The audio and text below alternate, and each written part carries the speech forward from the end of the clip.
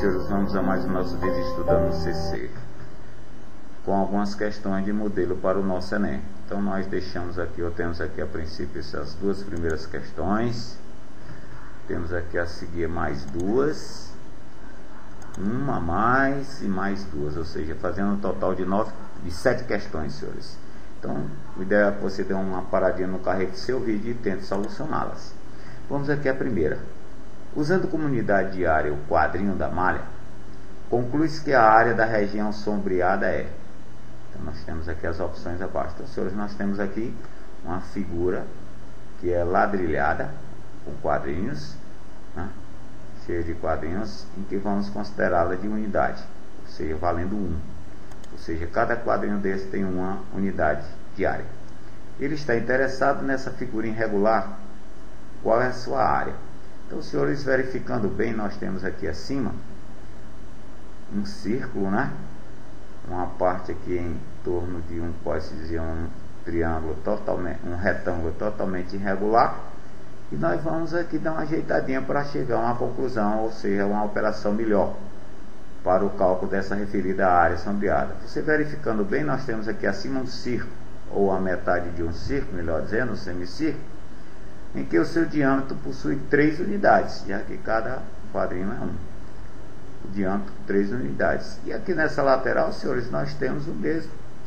Ou seja, nós temos um círculo em branco que não está sombreado, que é idêntico, ou equivalente ao anterior. Então nós vamos trazer isso lá para cá.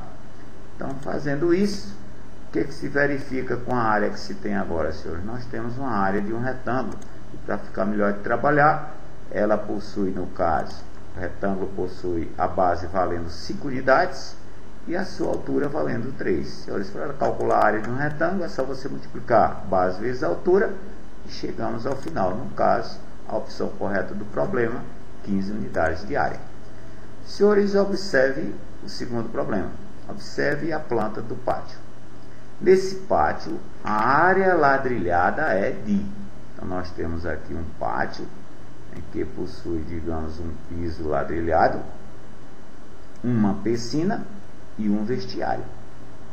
Ele está interessado apenas na área do ladrilho, a área do piso. Então, senhores, podemos considerar aqui uma área total, que envolve, no caso, a área do pátio, a área da piscina e a área desse vestiário. Uma das maneiras de chegarmos ao pedido do problema é que essa área total equivale à soma da área do ladrilho, ladrilhada, a da piscina e a do vestiário. Então, a área total trata-se de um retângulo de altura 10 metros e comprimento ou base dado 18 mais 2, 20. A piscina 5 de largura por 8 de comprimento. E o vestiário 2 metros de largura e 6 metros de comprimento. Então, senhores, a área individual ficamos a depender de 10 por 20 metros. A área ladrilhada é o pedido. A área da piscina é o 5 vezes o 8 metros. E a do vestiário 2 por 6 metros. Podemos então trabalhar com 200, que é o 10 vezes 2 metros quadrados. 5 vezes o 8 é o 40 metros quadrados, que é a área da piscina. E no caso a do vestiário, 2 vezes 6, 12 metros quadrados. Então, senhores, podemos citar que a área ladrilhada, nada mais nada menos, é o 200 menos os 52 metros quadrados. Chegamos a 148 em termos de alternativa do problema, é a alternativa B. Terceiro problema. Na forma espacial representada, A, B, D, E e C, D, E, F são retângulos. Retângulo lateral e um aqui de base. E A, E, F e B, B, C são 2 triângulos, um de frente para nós e um lá por trás. Triângulos retângulos iguais e idênticos. Além disso, as medidas agora. O AF, altura no caso aqui, 10 metros. O FE, 6 centímetros, desculpe, centímetros, em centímetros. DED, 5 centímetros, o AE, 8 centímetros. Qual o volume dessa forma? Senhores, verificando bem essa nossa forma, nós podemos recorrer aqui a uma maneira bem prática da gente calcular isso. Se você verificar bem, nós podemos calcular ou chegar a concluir que ela é a metade de uma outra, que se juntarmos as duas, nós chegamos aqui a um paralelepípedo. E para você calcular o volume de um paralelepípedo, é bem prático, é só você tomar suas 3 arestas e multiplicá-las entre si. E é o que nós vamos fazer. Vamos fazer o FE, digamos que é a nossa frente, comprimento, ou então o fundo é o ED, e a altura, que é o AE. E aí, senhores, usando os valores citados no enunciado do problema, o FE é 6, o ED 5 e o AE 8 centímetros, podemos dizer que o volume desse paralelepípedo é 240. Mas ele não está completo, e sim, o que interessa ao problema é a forma irregular. Em outras palavras, podemos considerar a metade deste. E o volume do paralelepípedo sendo 240, o volume dessa forma espacial é a 240 dividido por 2, que dá 120 centímetros cúbicos. A opção correta é a D. Vamos ao quarto. A figura mostra um canteiro circular com 20 decímetros de raio. Quantos metros de tela foram gastos aproximadamente para cercá-la? Então, nós temos um terreno circular em que foi feito um serviço de tela, em que possui esse terreno circular 20 decímetros de raio. Ele está interessado em quantos metros de tela foram gastos aproximadamente para cercá-lo. Então, senhora, nós temos que chegar a medir o comprimento de um círculo, então, de uma circunferência que envolve um círculo, em que esse raio nós já temos valendo 20 decímetros. Então, vamos para a solução. Podemos citar que o comprimento de uma circunferência é o 2πr. Ora, nós temos que o raio é 20 decímetros, que transformado em metros, que já a resposta ou as opções estão em metros. 20 decímetros, senhores, equivale a 2 metros. Ora, para então calcularmos o comprimento da tela, é só aplicar o 2πr. Vamos usar aqui, já que ele pede aproximadamente, vamos usar o π valendo 3,14. Ficamos então com 2 vezes 3,14 vezes 2. Chegamos então, senhores, ao 12,56 metros aproximadamente. Em termos de opções, é a A.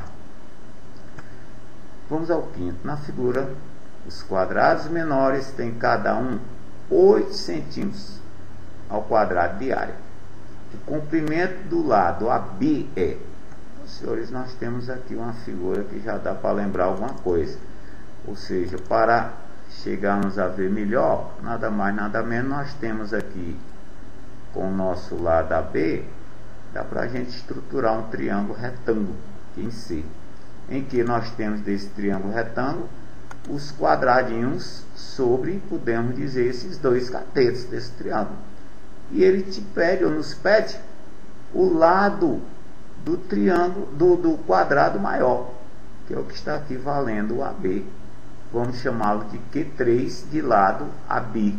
E a sua área, senhores, a área de um quadrado é o lado ao quadrado. Então, gente, vamos usar quem? O famoso teorema de Pitágoras, que cita que o quadrado que está sobre a hipotenusa, ou lado hipotenusa, equivale à soma dos quadrados que estão sobre os catetos. Substituindo, senhores, então ficamos o nosso Q3 denominado de AB. Ficamos com a área desse quadrado 3, é o AB ao quadrado, valendo a soma das outras duas áreas, chegamos a 16. A nossa meta é o AB, então aqui extraindo a raiz quadrada de AB, senhores, ficamos a depender da raiz quadrada de 16 centímetros quadrados, que nos fornece 4 centímetros quadrados. Desculpa, 4 centímetros. Então a nossa opção é a E. Sexta questão. O CD da banda Por Que Não é vendido em várias lojas e o preço varia de uma para outra. O gráfico mostra a relação entre o número de CDs vendidos, trabalhado aqui na vertical, e o preço. São os valores que encontram-se aqui na horizontal. De acordo com o gráfico, é verdade que... Então, senhores, nós temos que analisar qual dessas entre as 5 alternativas é a verdade. Então vamos aqui dar uma analisada com o gráfico, sempre volto a citar em relação à vertical, o número de CDs vendidos, e o vertical, conforme é anunciado o problema, venceu os preços. Senhores, verificando aqui o gráfico, na opção A, aumentando o preço, aumentam as vendas.